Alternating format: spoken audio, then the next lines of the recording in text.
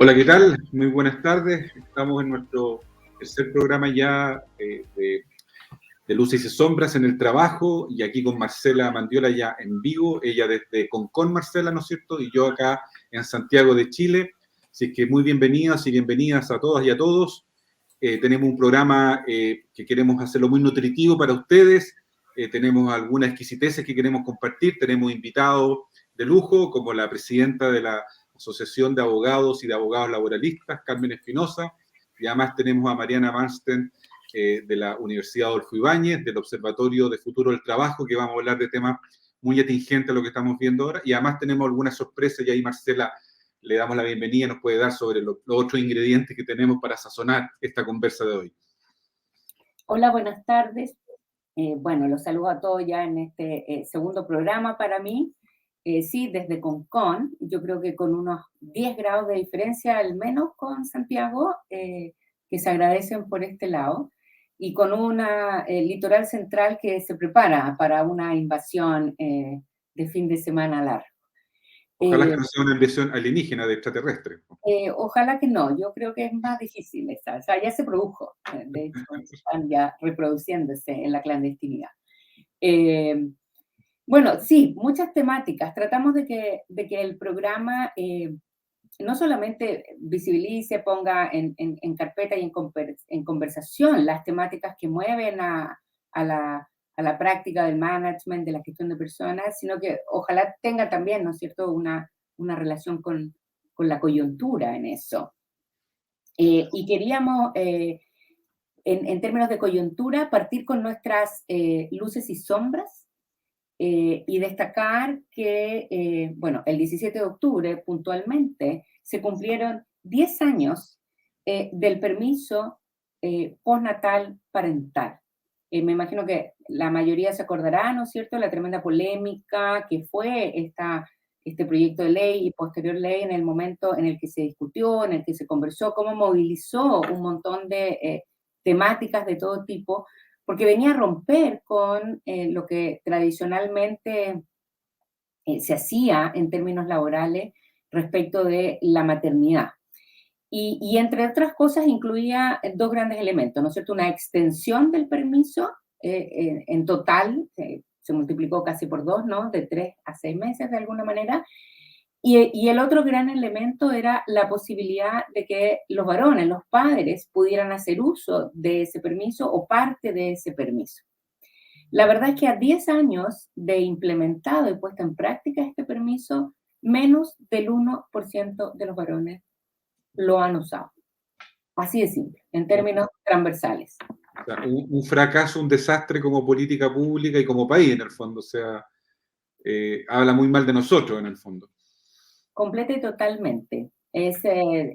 La verdad que quedamos al final del día con un permiso postnatal igual que el anterior, más extendido, que en ese sentido de todas maneras es relevante.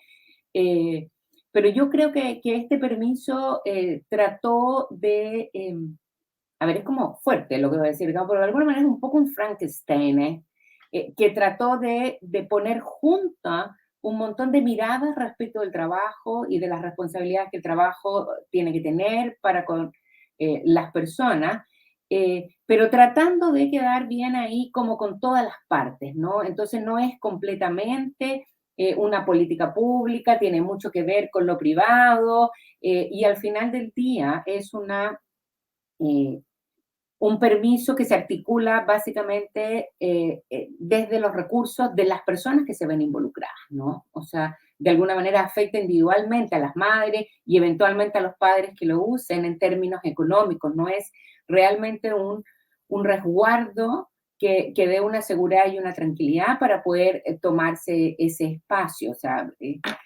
y eso lo hace complejo. Yo quisiera, para complementar y darle un poco más de carne a lo que estoy diciendo, mencionar que tuve la oportunidad de supervisar el trabajo de tesis de una alumna del Magíster de Gestión de Personas de la Universidad Alberto Hurtado, y le mando saludo a la Beatriz Muñoz por su excelente trabajo. Y Beatriz hace un estudio de de lo que, bueno, académicamente se ha publicado respecto de esta ley después de sus 10 años, intentando dar una explicación a estos números tan poco favorables, ¿no? Y ella, Beatriz, arriba a 3 ideas que son tremendamente relevantes y que tienen un poco que ver con esto, ¿no? Básicamente, la forma en la que está escrita la ley y el modo en el que se ha implementado no ha hecho más que perpetuar la división sexual del trabajo. O sea, sigue siendo un permiso pre y postnatal para mujeres que son madres, donde la posibilidad de los padres aparece como un agregado que es poco atractivo, pero en el fondo no logra introducir una idea distinta de parentalidad, donde hay una responsabilidad compartida, ni tampoco logra introducir una corresponsabilidad también de la organización junto con las personas, ¿no? O sea, todo esto de que de la conciliación de vida laboral y trabajo, esta ley no contribuye para eso, ¿no?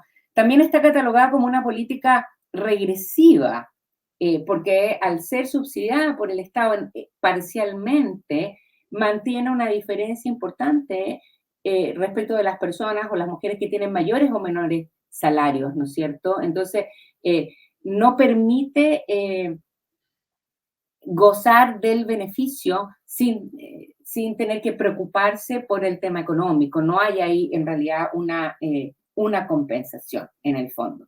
Y al ser en el fondo, esta misma característica le da además un sentido de beneficio, no de un derecho. Entonces, no hay tampoco las organizaciones no necesariamente abrazan su responsabilidad con estas temáticas.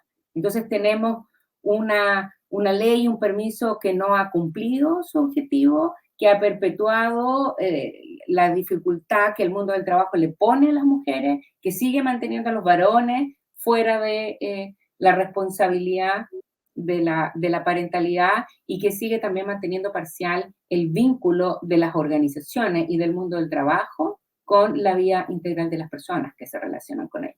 Hay mucho que revisar ahí. Marce, y ahí colocando que son cifras tremendas, colocándolo al revés, porque yo creo que es interesante, porque cuando uno dice menos del 1%, pareciera que es como inocuo, porque no genera tanto impacto, pero yo creo que si lo colocamos, estamos diciendo entonces que el 99% de las mujeres en Chile, de las madres, no tuvieron apoyo de sus parejas o de los padres de sus hijos para efectos de poder equilibrar o conciliar trabajo y familia. O sea, el 99% de las madres en Chile no tuvieron ese respaldo. Por lo tanto, mirado desde ahí, es una letra muerta absolutamente la ley. O sea, no hay nada de eso. Y me imagino, yo no sé si Beatriz el estudio lo hizo antes de la pandemia o durante la pandemia o después, me imagino que esto más aún se agudizó con la pandemia. O sea, porque la pandemia donde mayores damnificadas dejó fueron a las mujeres y a las madres que tuvieron que optar trabajar o quedarse en la casa, cuidando niños que no iban al colegio, etcétera. Empresas que no entendieron eso y las despidieron porque en el fondo no podían ir a trabajar, porque tenían que cuidar a los hijos, etcétera, etcétera. Como también hubo empresas que también aportaron positivamente, pero eso es un número muy pequeño. ¿Hay algo de eso también en el tema de la pandemia en este estudio, Marce, o cómo lo ves tú ahí?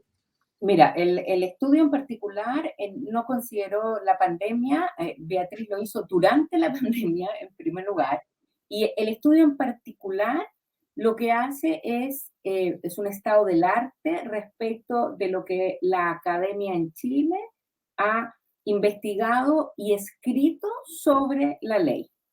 Súper interesante, en el fondo es lo que se ha estudiado sobre la ley. Y ahí hay un punto que también es sorprendente, por decirlo menos. Los estudios respecto de los cuales, en este caso, Beatriz tuvo acceso, pertenecen principalmente al ámbito de lo legal, o sea, facultades de derecho y revisiones de la ley en cuanto a ley, por supuesto. Eh, Algunos al ámbito económico, me imagino la preocupación por los números, etcétera, etcétera. Otros relativos al ámbito de la salud en términos de lo que implica el embarazo, el parto y, bueno, los cuidados postnatales.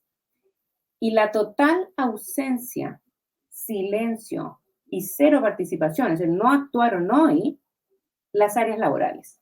No hay ningún estudio desde escuela de negocio o desde áreas de psicología organizacional o de sociología organizacional. El mundo laboral no ha hecho una reflexión sobre esta temática. En 10 años. O sea, no hay un impacto para la gestión de personas. La gestión de personas no se ha preguntado qué significa para ellos, para su trabajo, una ley de estas características. Por lo tanto, no es de extrañar que pase lo que pase, digamos, o sea, se implementó la ley, pero las áreas de gestión de personas no fomentaron, seguramente no educaron, seguramente no reaccionaron con ningún cambio de estrategia, ni de política, ni de mirada que acompañara a esto. Muy por el contrario. Uno se hace preguntas, ¿por qué? Bueno, lo claro es que económicamente no era conveniente, no es conveniente para los varones hacer uso del beneficio, ¿no? Porque las compensaciones económicas son bajas, o sea, las mujeres al usarlo tienen una compensación económica menor al sueldo normal que están recibiendo, ¿no? Pero ¿será solamente eso? Porque me resuena mucho ya que es una política de letra muerta al solo ser usada por menos del 1% de los varones padres en Chile, el tema del postnatal para hombres. Eh, ¿Será entonces que las tesis tienen razón? O sea, porque más allá del tema económico, estamos frente a un patriarcado que es súper difícil derribarlo, modificarlo, transformarlo, porque si estamos hablando menos del 1%, o sea, estamos hablando más en generaciones jóvenes, o sea, no estamos hablando de la gente que uno parece, no, porque ellos vienen de la época de los años 40, 50, donde obviamente el tema de la mujer era otro, estamos hablando de gente joven, o sea, de los millennials, ni siquiera los millennials lo están ocupando. ¿Hay algo de eso? Yo creo que sí, o sea, un tema es lo materialmente económico. Otro que, o sea, estas son eh, supuestos que uno puede levantar, ¿no es cierto? Sin lugar a dudas, tiene que haber algo ahí en términos de la identidad masculina en este caso. O sea, cómo se percibe en el mundo del trabajo que un varón decida tomarse un postnatal. O sea, ¿qué impacto puede ser? ¿No? Tú sabes que desde la mirada de género se entiende la idea de la carrera laboral. Cuando uno dice carrera laboral, dice camino, o sea, la metáfora de carrera habla de un camino que además es continuo y que además tiene que ser hacia adelante y hacia arriba. Esa es la idea de carrera laboral. Frente a ese concepto, el mundo de la mirada de género en las organizaciones ha sostenido siempre que las mujeres no tenemos carrera laboral, tenemos simplemente trabajo. Porque la idea de carrera no se puede completar en una mujer en la medida que está la maternidad de por medio. Entonces, por eso muchas veces otros también la mencionan como la cañería con hoyos, ¿no? O sea, las mujeres nos vamos cayendo de la carrera laboral por distintas razones. Entonces, un varón que se sume a esto, si no hay un cambio en el ámbito laboral, va a ponerse en la línea de la cañería con hoyos, digamos. O sea, nadie le garantiza a esa persona que al volver a su trabajo encuentra el mismo trabajo, las mismas condiciones. Las mujeres, tristemente, muchas veces asumen que, porque además la mayoría de las mujeres no tiene solamente un hijo o una hija, sino que tiene más de uno. Entonces, estas permanentes salidas terminan dejándola a uno con un desempeño nomás, no con abrazando una carrera. Yo creo que Marce, eso es relevante. Marce, nos quedan un minutito, 2 minutitos para terminar este segmento y empezar el de libros y series y cine. Uh-huh. Con tu experiencia en equidad de género como experta en eso, y además con todo lo que tú sabes con tu doctorado, ¿qué consejo, qué sugerencia, qué mirada o qué invitación se le podría hacer en un minuto a las gerencias de personas, de gestión de personas, un poco para darle vuelta a este tema? Porque obviamente, claro, a lo mejor en las grandes empresas es más del 1%. Alguien me podrá decir, no, nosotros tenemos mejores números que eso. Pero bueno, también hay que sacar buenas prácticas de ahí y tampoco se han visto. Entonces, ¿qué les dirías tú o qué recomendación o qué invitación le harías tú a las gerencias de personas para ese número empezar a cambiarlo? Ya. yo creo que tienen que revisarse profundamente las políticas de trabajo organizacional. En el fondo, las organizaciones tienen que ser capaces de, mira, yo diría de respetar una condición de la vida social organizada que hasta el momento no están respetando.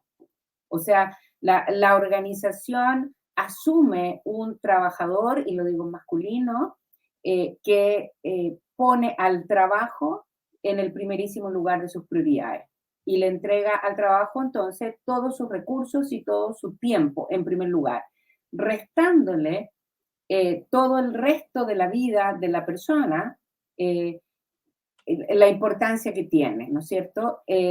Entonces, ese compromiso con el trabajo lo pueden ofrecer solo ciertas personas en la sociedad, particularmente los varones de ciertas clases sociales, de ciertos niveles de educación, porque a su alrededor hay todo un grupo o una organización social de nuevo que sostiene la materialidad de la vida para que ellos puedan ir a trabajar, para que finalmente el mundo del trabajo salga adelante. O sea, para que un gerente vaya a su trabajo todos los días, uno se tiene que preguntar, este señor duerme, come, se pone ropa limpia, se baña, se viste, pero además tiene familia, entonces alguien le cuida a los cabros, alguien le cuida el jardín, o sea, alguien le sostiene la vida para que el gallo vaya a trabajar.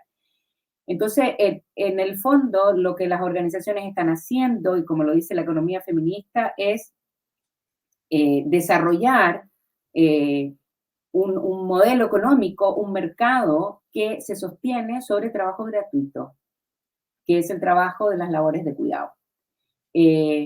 Y este permiso extendido no logró cambiar eso, ¿no? Porque no entrega las condiciones suficientes para que, en este caso, el varón que estaría representando a un grupo familiar tenga la tranquilidad de dedicarse al cuidado de su hijo o hija recién nacido en el primer tiempo sin el riesgo de perder su posición laboral, que es un riesgo cuando se pierde. Y con eso tiene que ver el libro que les vamos a recomendar leer también. Exactamente, gracias por el gancho porque ahora vamos a hacer un comentario y una reflexión sobre el libro Recursos Inhumanos de Pierre Lemaitre, que también está en serie en Netflix con el mismo nombre, serie francesa, protagonizada en este caso por Eric Cantona, que es el personaje principal, que es el personaje del libro además que nos va a comentar Marcela, que además es un exfutbolista, por lo tanto encarna muy bien este personaje que retrata muy bien a este nivel de vida, a esta clase social que pierde un trabajo y que en realidad es la subjetividad y la identidad del trabajo que estábamos hablando anteriormente.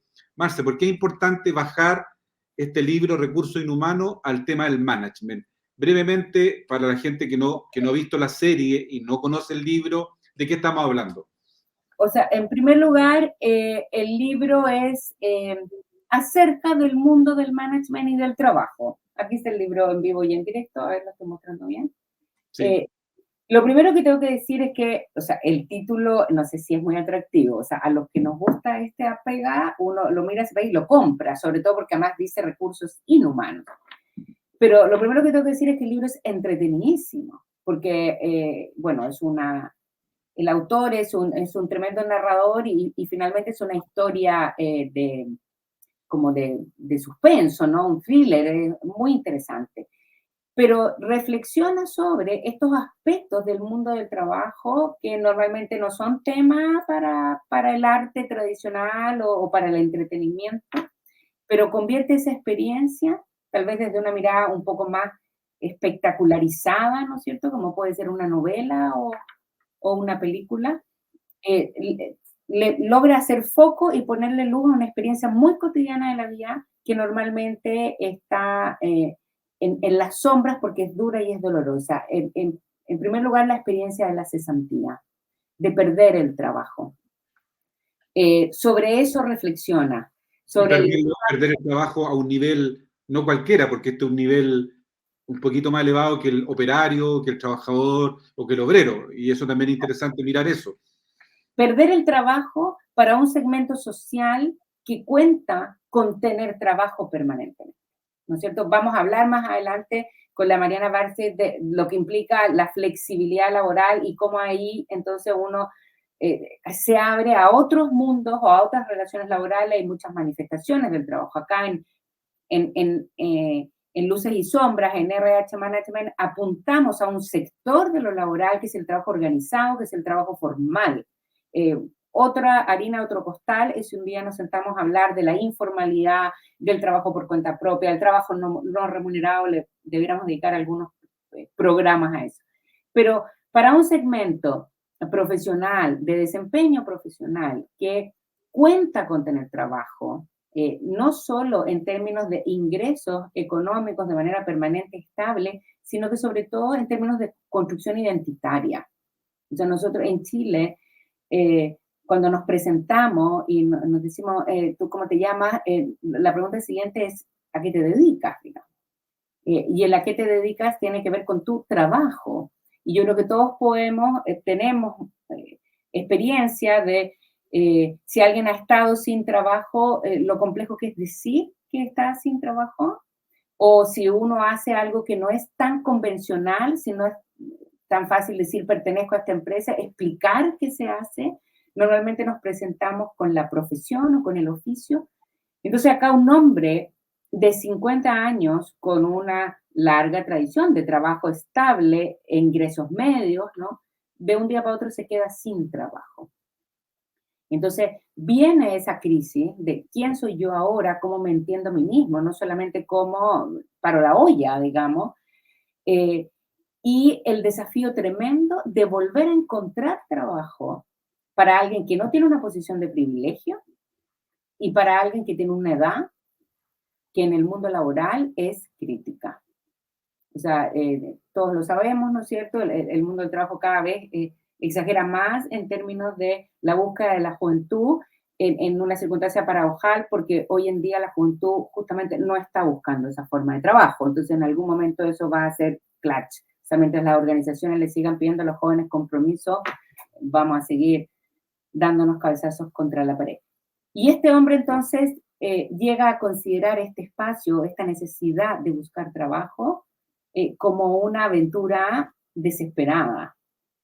Entonces termina recurriendo a elementos, o sea, impensados que le ponen además la enjundia a la novela, y se ve envuelto en un muy particular proceso de selección. Y eso también nos abre ahí otra cosa interesante de hasta qué punto también los procesos de selección pueden llegar a ser algo bastante más allá que un par de entrevistas y un par de test, ¿no es cierto? O sea, lo que implican también en términos de competencia.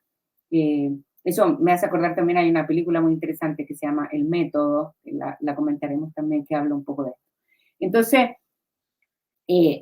yo creo que el título está bien puesto, ¿no? O sea, de alguna manera podemos criticar el concepto de los recursos humanos, pero al decir inmediatamente recursos inhumanos, nos plantea el autor ahí la inhumanidad, a lo mejor, de la forma en que está organizado el mundo laboral formal y los bemoles que tiene, el desamparo y la inhumanidad en la que queda alguien que se queda sin trabajo y no tiene sostén o tejido social que le permita reorganizarse y readaptarse y mantener un nivel de dignidad que sea mínimo.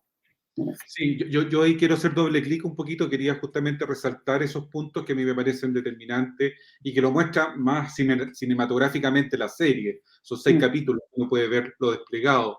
Y que justamente este personaje de 50 años, un hombre duro, un macho alfa, claramente hombre que controlador, te fijas, y que tenía su mundo seguro, pero una persona de clase media, o sea, una persona que se hace, como dice la Marcela, desde el trabajo. Por lo tanto, él va creciendo y llega a un puesto ejecutivo y es un hombre importante y que no solamente trae recursos, sino que también se define por sí solo.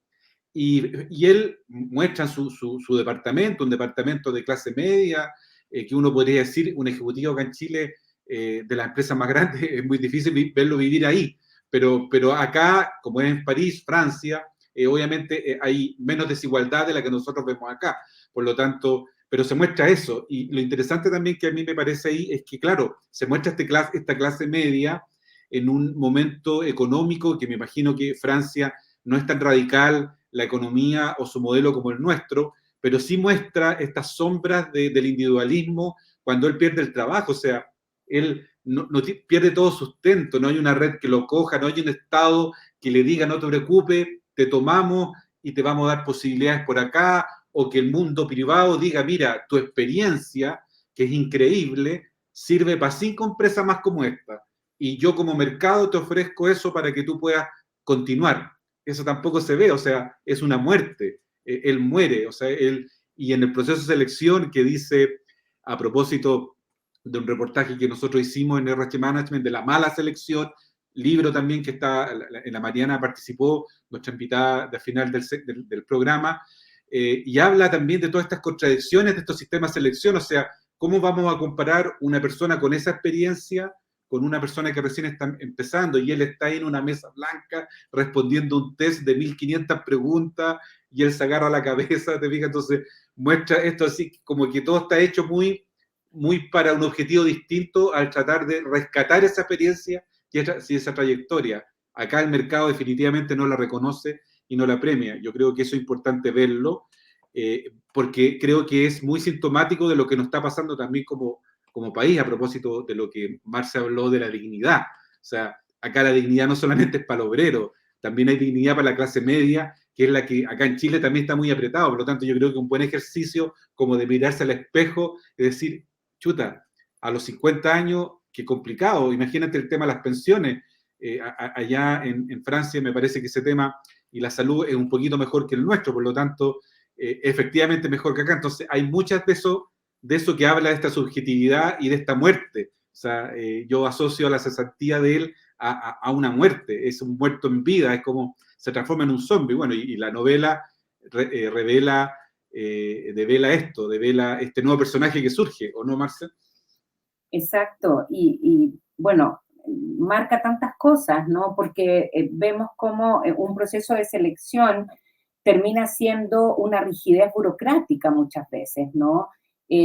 Apegada a cierto bullet point de requisitos que tiene que tener un cargo que están evidenciados en un papel, hoy día será virtual, ¿no? Un currículum que por lo demás lo resiste todo, porque uno podría poner lo que fuera, ¿no? O sea, sabemos que en Chile tampoco somos súper rigurosos en la medida de comprobar y validar que lo que ahí dice sea cierto.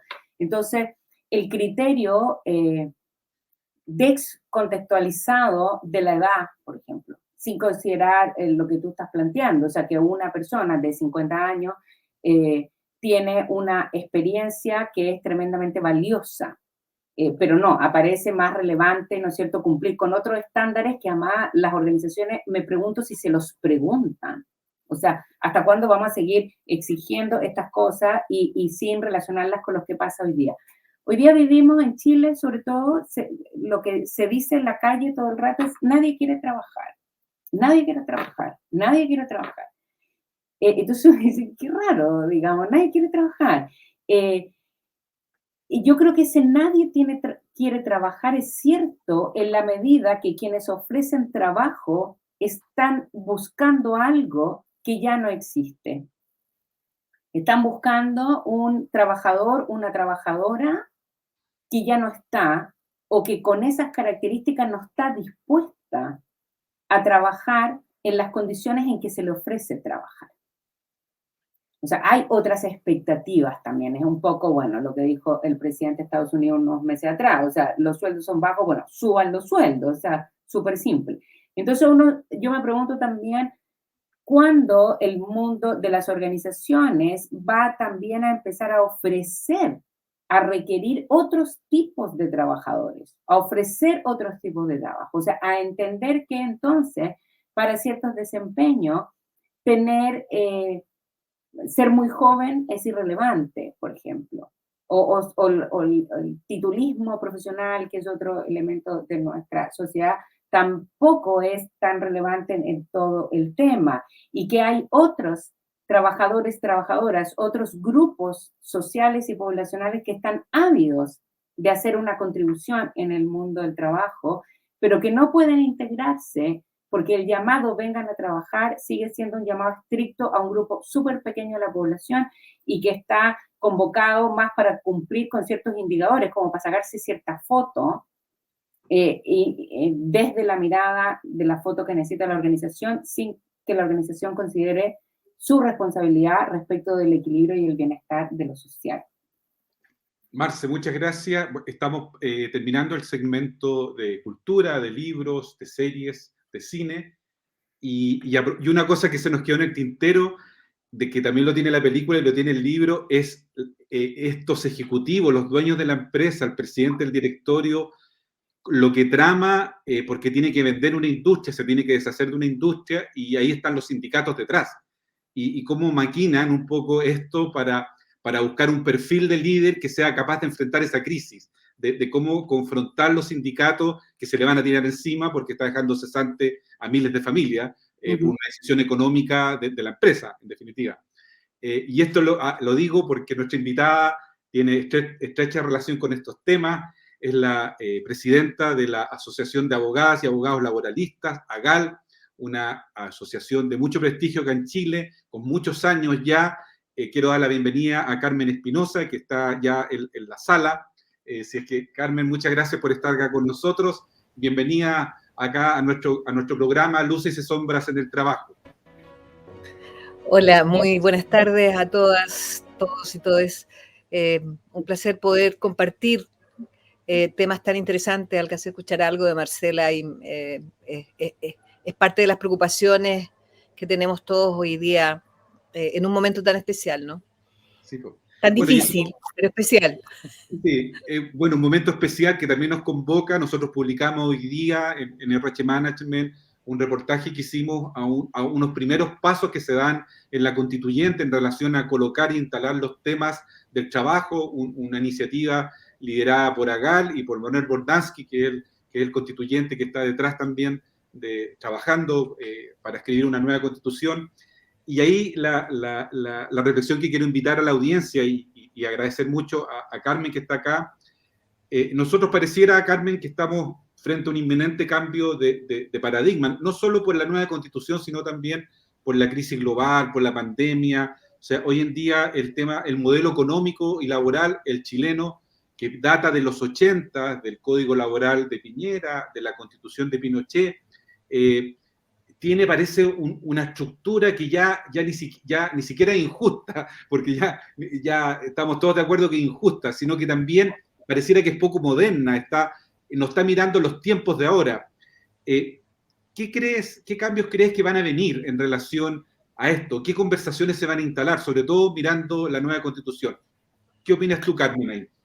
Hoy es tan compleja esa respuesta porque a mí me parece que la base institucional, social, jurídica, cultural, cruza todos los temas. Sin embargo, el tema del trabajo y de la seguridad social no es un tema que ha estado suficientemente conversado. No es un tema que ha estado suficientemente expresado como una reivindicación. Y por supuesto que las expectativas que tenemos son gigantescas. Sin embargo, esas expectativas de que existan cambios importantes en el mundo del trabajo, no solo pasan por cambiar el código del trabajo. No es esa la solución. Aunque por supuesto que debe cambiarse el código del trabajo en muchas de las cuestiones que hay allí que, como tú decías, no responde a la realidad que hay hoy en el cómo se producen los bienes y cómo se desarrollan los servicios, pero sobre todo porque hay elementos nuevos, elementos que tienen que ver un poco con lo que planteaba Marcela, con el reconocimiento que hace el mundo del feminismo, de que ya no es posible seguir pensando que todo está basado en el productor de recursos, que no todo es posible a partir de lo que en teoría, y yo digo muy en teoría, generan las empresas como riqueza, sin valorar nada de lo que hace la vida, las personas, las culturas, las subculturas, y que no están contabilizadas en esa economía que es hoy día, a partir de la Constitución del 80, pero yo diría que también un poco desde antes, como el eje rey de lo que domina todo. Las cosas son importantes o no, según si genera o no utilidad, rentabilidad, acumula capital, etc. Y claro, los paradigmas que, por lo menos en mi caso, más allá de lo que hemos discutido muchísimo como AGAL, lo que uno espera es que exista un cambio estructural, un cambio que reconozca que la vida, y la vida no solo de las personas, sino que la vida como vida es lo que debe primar para cualquier estructura que nos demos socialmente.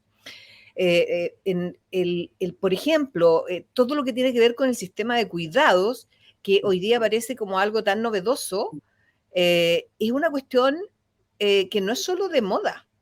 Si no somos capaces como sociedad de generar un sistema de cuidados, tanto institucional como reconocer el sistema de cuidado en la vida privada, vamos a dejar de existir.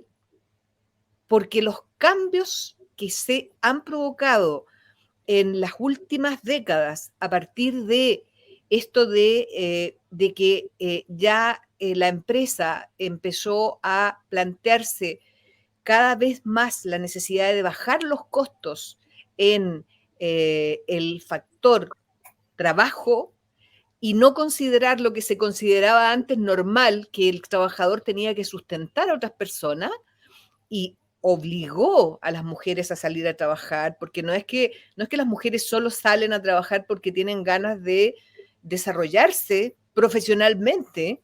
La mayoría de las mujeres en Chile, en Latinoamérica, nosotros somos parte de la ALAL, que también está muy preocupado de todo lo que está ocurriendo en Latinoamérica y en el mundo, sale a trabajar porque tiene que sustentar la vida de sus crías, punto. Y eso ha significado desde todos los aspectos, pero desde el trabajo, un cambio que todavía no reconoce la sociedad. Correcto. Hasta hace unas décadas, quienes se hacían cargo de los niños, de los adultos mayores, de los enfermos, de las personas en situación de discapacidad, eran las mujeres. Correcto. Eran las mujeres, punto. Y eso no se reconocía como trabajo, sino que como obligación social, parte de la vida. Bueno, cuando las mujeres salen al mundo del trabajo, resulta que los niños siguen naciendo y alguien los tiene que cuidar.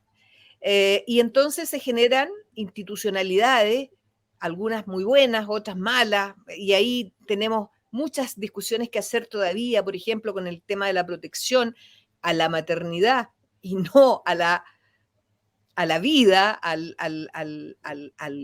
hecho de que nazcan nuevas personas en familia o no en familia, pero que nazcan niños. Todo eso ha significado que hoy día el trabajo se convierta en un eje distinto al que teníamos hace 50 años atrás. Correcto.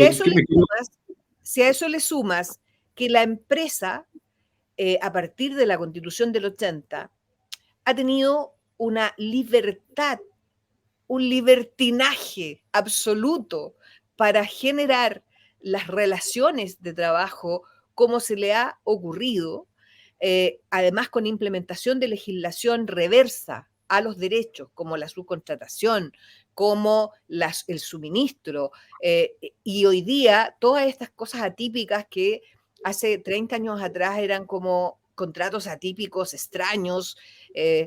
Todo esto de las plataformas, por ejemplo, es un temazo, pero que no reconocemos aún suficientemente como un eje que no tiene que ver solo con el trabajo, sino que tiene que ver con la base estructural de la sociedad. Y en ese sentido, por supuesto que la apuesta es a que existan cambios en en lo que tiene que ver con el trabajo y la seguridad social, que están ligados absolutamente, no se pueden separar. El que tiene un mal trabajo no va a tener seguridad social, no tiene seguridad social. El que no está incorporado formalmente al mundo del trabajo está fuera del sistema que tenemos. Todo eso uno lo espera, pero no está fácil. Perdón, Patricio. Sí, no, está bien, es que no te quería interrumpir porque estaba muy entretenida la conversa y estaba súper inspirada, entonces, pero quiero tomarme de lo último que dijiste, que me parece súper interesante la reflexión, cuando tú dijiste que tanto la Constitución del 80 como el Código del Trabajo actual, por un lado, absolutamente desencajado de la realidad, pero más que nada dándole mucha libertad, una libertad absoluta, tú la llamaste libertinaje, a la empresa en lo que es materia laboral. Si pudiéramos hacer este ejercicio sabiendo que todavía nada está escrito y tampoco hay leyes para cambiar el Código del Trabajo, esto va a ser un proceso, pero supongamos que la nueva Constitución va a captar y va a representar esto. Acuérdate que además en la actual constituyente los movimientos feministas son muy fuertes, por lo tanto el tema de la mujer y los cuidados, eso va a estar. Una mirada a la seguridad social, eso va a estar. Bueno, todos confiamos, como tú dices, hay mucha expectativa ahí.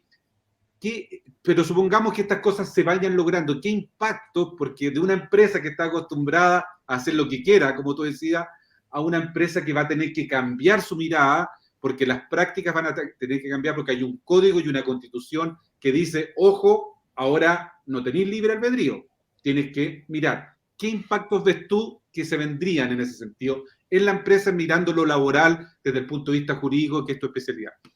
Mira, primero yo creo que hay que hacer una precisión.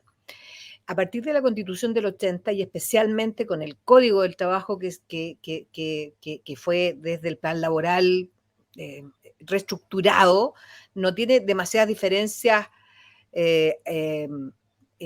como que uno las pueda entender, pero hay diferencias de fondo que en resumen uno podría decir lo siguiente: el sistema laboral en Chile es absolutamente flexible, abierto y libre para que el trabajador solito y la empresa definan sus condiciones de trabajo, y es un sistema jurídico absolutamente reglista, formalista,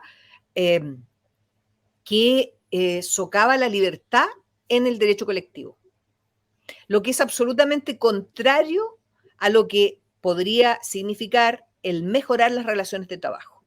En el caso de los trabajadores, que son la mayoría, que no tienen organización sindical, que nunca han conocido una organización sindical, que es más, que están convencidos por lo que ha hecho el sistema, los medios de comunicación pagados por el poder económico, de convencerlos que el sindicato es malo, que el sindicato es peligroso, que en el sindicato hay comunistas frescos, porque esa es como la primera reacción que tienen los trabajadores frente a un sindicato. Un trabajador que está solito en una empresa es un trabajador que está absolutamente desamparado. No tiene información, no sabe cómo funciona y la empresa hace lo que quiere. Los sistemas de control que tenemos, porque tenemos una institucionalidad administrativa, son escasos, en muchos casos parciales, porque depende del gobierno central, del Ministerio del Trabajo, quien da las directrices. Y, por ejemplo, hay momentos en que, por el caso de mujeres, yo me ocupo principalmente de defender a mujeres trabajadoras. En el caso de las mujeres que han ido a preguntar qué hacen en el caso de un acoso sexual o un acoso laboral en la empresa, ha habido momentos en determinados gobiernos en que el señor que lo recibe o la señora que la recibe le dice, pero dele una vuelta, piénselo, vaya de nuevo y converse con su empleador. A lo mejor si conversa, van a llegar a un mejor arreglo. No haga la denuncia. La persona insiste y entonces le dicen, ya, pero ¿qué va a denunciar? Va a denunciar esto o lo otro, porque las dos denuncias no se las puedo tomar, por ejemplo. Que es un poco, tomándome lo que planteaba Marcela anterior con el postnatal parental, cuando el hombre va a preguntar cómo se hace, hay funcionarios que le dicen, oye, pero si es súper complicado, no te metas ahí en lío porque además te vaya a quedar sin pega porque te van a despedir. El fuero es solo el mismo tiempo que tomó el permiso. Aquí hay un problema cultural. Culturalmente, tanto en las empresas como en la institucionalidad, incluso en la judicatura, hay una normalización del abuso. Y la empresa te lo dice súper claro. Yo asesoro a varios sindicatos y generalmente en las primeras reuniones escucho lo mismo. Ya después, las reuniones siguientes que los sigo acompañando ya no se atreven. Pero en las primeras reuniones, cuando el dirigente o la dirigenta le pregunta algo y le dice por qué cambiaron esto, por qué están haciendo esto, generalmente los gerentes les dicen, bueno, pero si para eso les pagamos. Nosotros podemos hacer los cambios necesarios para que la empresa tenga buenos resultados y para eso les pagamos. ¿Qué están reclamando? Todo este tiempo de teletrabajo, por ejemplo, ha sido brutal. El abuso ha sido brutal. El meterse dentro de la vida privada de las trabajadoras y de los trabajadores, el interrumpir su vida en toda hora, noche, domingo, sábado, el maltratarlos en cámara, diciéndoles que, por ejemplo, hagan callar la guagua porque están trabajando y para eso les pagan, eso ha sido brutal. Y por supuesto que la inestabilidad, esto de que ustedes comentaban un poco del libro la inestabilidad que siente un trabajador o una trabajadora de perder el trabajo, lo hacen además muy frágil para reclamar de sus derechos. Entonces tenemos, la mayoría de los trabajadores están en empresas que nunca ha habido un sindicato, nunca ha habido un sindicato. Y si ha tratado de haber un sindicato, esos trabajadores se han ido despedidos. En los casos en que los trabajadores están organizados, los dirigentes tienen poca información y tienen poca capacidad porque la empresa hace permanentemente una práctica antisindical. Los persigue, los desacredita, trata de conquistar a algunos trabajadores para que sean elementos distorsionadores entre las relaciones de los dirigentes y de los trabajadores, etcétera. Entonces, cuando tú me preguntas, ¿qué esperarías? Bueno, primero esperaría que fuera un Estado con una mayor preocupación y una mayor ocupación y responsabilidad en todos los temas sociales.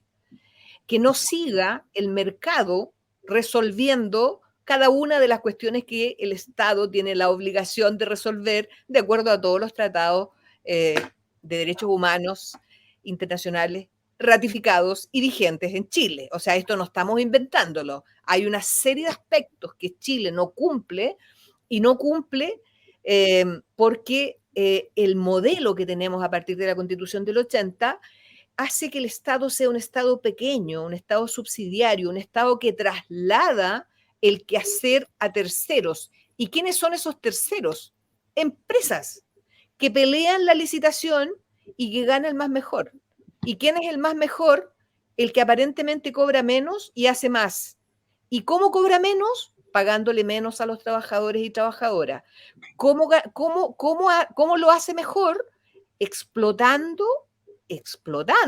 a los que trabajan para esas empresas que a su vez trabajan para el Estado. Y el Estado lo que hace, de acuerdo a esta Constitución, es verificar que se realice el trabajo y hace unos chic. ¿Cuántas atenciones hicieron? ¿Qué se hizo? Muchas gracias, Carmen. Sin ningún tipo de verificación de las condiciones de vida, de la dignidad del trabajador, de cómo logran esos objetivos. Y bueno, ya hay muchas que no lo logran. Sí, pues. Carmen, se nos fue el tiempo, este es un tema vital interesante. Tenemos otra invitada esperándolo en sala. Los quiero invitar. Este reportaje que hicimos con Agal, que está publicado hoy día en RH Management, ahí hay unos audios que ustedes pueden escuchar en mucho más profundidad también lo que nos dice acá Carmen, con otros socios de la Agal, donde se hizo un panel sobre estos temas. Así que lo invito ahí también a visitar RH Management y a conocer también todos los temas que agal.cl también pone en su propio sitio web. Así que, Carmen, vas a volver a estar invitada, si es que vamos a seguir conversando este tema. Carmen, muchas gracias y damos la bienvenida a Mariana, que está ahí en sala. Gracias, Carmen. Podemos resumir lo de Carmen como porque no tenemos nada, lo queremos todo. Mariana, ¿cómo estás? Hola, ¿qué tal? ¿Cómo están? Muy bien. Déjanos presentar. Estamos, bueno, ya está con nosotros Mariana Barsten. Mariana es académica de la Universidad Adolfo Ibáñez, particularmente de la Escuela de Psicología. Su área de experticia, ¿no es cierto?, es el comportamiento social y organizacional. Y desde ahí dirige también o preside, no sé cómo lo podemos decir, está a cargo, ¿no?, del observatorio respecto del futuro del trabajo, donde acaban de hacer y publicar un estudio sobre flexibilidad laboral que es impresionante, considero yo, los resultados, Mariana. A lo mejor no debieran sorprender un poco desde la línea en la que venimos conversando acá, pero vienen a constatar elementos que van muy en la línea con lo que recién Carmen nos comentaba. ¿Qué nos puedes contar tú, Mariana, de la mirada que ustedes le dan a este estudio, desde dónde viene la motivación para hacerlo, cuál fue su impresión general de los resultados? Bueno, primero saludarlos, Marcela, Patricio, muchas gracias por este espacio para conversar un poco.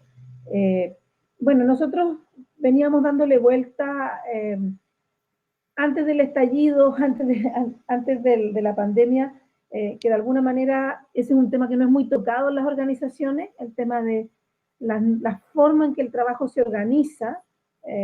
Somos unos convencidos en el equipo de que ahí está la médula del trabajo, las condiciones laborales, por cierto que son súper relevantes, pero a veces ponemos mucha más atención a condiciones más extrínsecas y no ponemos atención al trabajo en sí mismo, si el trabajo está bien diseñado de tal manera que sea viable hacerlo. Con mis alumnos siempre, cuando estamos hablando de perfiles de cargo, le digo, ¿por qué los perfiles todos dicen trabajo bajo presión? O sea, yo entendería eso si alguien trabaja en bombero, en un servicio de salud, pero todo el funcionario, todo el mundo, todo Dios trabaja bajo presión, está mal diseñado. Y el diseño del trabajo no es un tema tan atractivo muchas veces para proyectos, para presentaciones, pero veníamos dándole vuelta a cómo meter el tema, cómo instalarlo en la discusión, y entonces lo abordamos desde la lógica de la flexibilidad laboral, porque la flexibilidad tiene un componente interno y uno externo. El externo tiene que ver con las condiciones de trabajo, las condiciones contractuales, la seguridad, la protección del trabajo y la potencial precarización, pero hay otra flexibilidad que es cómo tú haces el trabajo en cuanto al tiempo, al espacio, la intensidad del trabajo, el grado de convergencia entre tu cualificación y el trabajo que tú haces, y ahí también se puede provocar cierta precarización, que no siempre es tan visible, ¿sí?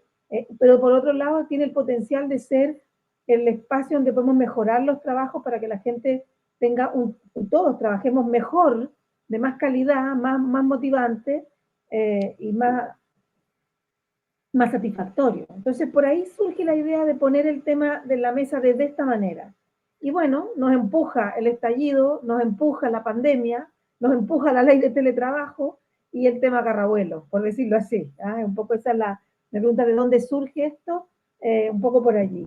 Entonces, lo primero que había que hacer era preguntar qué piensan las organizaciones. Nosotros estamos haciendo 2 estudios en paralelo. Este que se presentó, que ya terminó, que era cómo ven la flexibilidad laboral las organizaciones y cómo lo implementaron durante el primer año de la pandemia. Y en paralelo tenemos un estudio que qué le pasa a los trabajadores con la flexibilidad, que está súper bueno, que viene luego. Es un estudio longitudinal, tiene 3 tomas de datos. Tomamos en noviembre del año pasado, julio de este año, y ahora viene la tercera toma, que es ahora en noviembre, que ya estamos preparándonos. Entonces estamos esperando tener las 3 olas para mostrar todo el estudio, Nos hemos asociado con el IST para esta tercera ola, así que con ellos vamos a salir con los resultados. Entonces queremos tener las dos miradas, no tener solo una, ¿sí? Ese es el cuento corto. Y en eso hacemos este estudio que es sobre las empresas y qué opinan las empresas de flexibilidad, qué entienden por flexibilidad y cómo la han implementado en la pandemia y cómo ven ellos que ha servido o no ha servido. Y Mariana, interesantísimo, qué relevante y qué desafiante también hacer desde la academia estos estudios en tiempo real, ¿no? O sea, ir ahí al mundo de trabajo y tomar la foto cuando las cosas están ocurriendo, que hacer, ¿no? La lógica tradicional de la ciencia es como el laboratorio, ¿no? Llevar las cosas al laboratorio, esto es al revés. Pero impresiona, si entiendo bien los resultados en el documento que ustedes han compartido, impresiona que, en primer lugar, pareciera ser de manera muy general y muy transversal que las organizaciones no tienen una clara idea de lo que significa la flexibilidad laboral. No la entiende cada una de ellas y en general tampoco se podría sacar como un promedio que dé cuenta de esta es la comprensión. Y una segunda cosa que yo leí en los resultados de ustedes, que pareciera ser que los resultados de las organizaciones que menos aplicaron estrategias de flexibilidad laboral fueron mejores. O sea, quien más le dio la cinta a la flexibilidad laboral en una condición tan dura como la pandemia, les fue mejor. O sea, dos indicadores que encuentro que son brutales, digamos, para lo que tú has venido diciendo, ¿no? Las condiciones adecuadas de trabajo. Y hay una tercera que tiene conclusión que es muy interesante, que tiene que ver con cómo las organizaciones públicas adoptaron mejores medidas de flexibilidad que las privadas, tomando en consideración que la ley de teletrabajo no aplica a ellos. Mira, aplica solo al ámbito privado, es decir, el ámbito privado tiene una ley, tiene unos dispositivos, no los aplica bien, porque en el fondo nuestra hipótesis tiene que ver con lo que estamos encontrando en los trabajadores, es que las medidas no funcionaron, no porque las medidas no sean buenas, porque no las aplicaron bien, ¿sí? O sea, tendríamos mejor impacto si se hubieran aplicado como corresponde. Entonces, para ir desmontando o mirando un poco en detalle cada resultado, igual díganme cuánto tiempo tenemos, porque yo puedo hablar 3 horas del estudio, así que ustedes me van acotando. Te vamos a decir muchas gracias. Cuando te digamos muchas gracias, tienes que redondear. Claro. Perfecto. No, y además yo tengo una clase de yoga a las 8, así que no, tenemos que terminar antes. Ya. Para que pienses, nos quedan 5 minutos. Perfecto, perfecto. Entonces, primero, efectivamente, lo que dices tú, Marcela, no hay una opinión clara de qué es la flexibilidad. Un conjunto de organizaciones cree que es cómo se adapta la organización al entorno, que está bien, es una parte, es como lo macro de la definición. No entienden que hay una flexibilidad externa, interna, que tiene que ver con las situaciones contractuales, generales, y con las condiciones de trabajo, y la mayoría se quedó en esto es teletrabajo, ¿sí? Asumiendo que el teletrabajo es lo mismo que flexibilidad cuando es un tipo de flexibilidad que además tiene ciertas particularidades en cómo se aplica. Entonces, efectivamente ahí las empresas en Chile, las que nosotros logramos entrevistar, los especialistas de recursos humanos no sabían bien qué es lo que era la flexibilidad. Y eso nos preocupa porque lo primero que tenemos que hacer es una labor educativa en el buen sentido de mostrar qué significa que una organización sea flexible, en qué ámbitos se puede ser flexible, cuáles son los riesgos de ser flexible y cuáles son las ventajas de ser flexible. Lo segundo, recuérdame un poco, era el tema del impacto en el resultado. Claro, en el estudio que estamos haciendo con personas, con trabajadores, también nos hemos dado cuenta que el teletrabajo, contra todo pronóstico de la evidencia previa, aumentó el estrés y no lo disminuyó, ¿sí? Sobre todo el teletrabajo total, pero tenemos que ponerlo en contexto. O sea, no fue teletrabajo realmente, fue trabajar desde casa, con todos los colegios y todos los establecimientos educacionales cerrados, duplicados en roles, triplicados en roles, con el temor de enfermarte, con un montón de fenómenos que indudablemente impidieron que se aplicara como corresponde. Pero ahí hay un elemento que es muy importante. Por un lado está una ley que implica asegurar derecho a desconexión, dar todo el soporte tecnológico para que se pueda hacer el teletrabajo, pero además el ejercicio de un liderazgo diferente en forma virtual. Y ninguna de esas 3 condiciones, a juicio nuestro, se dieron.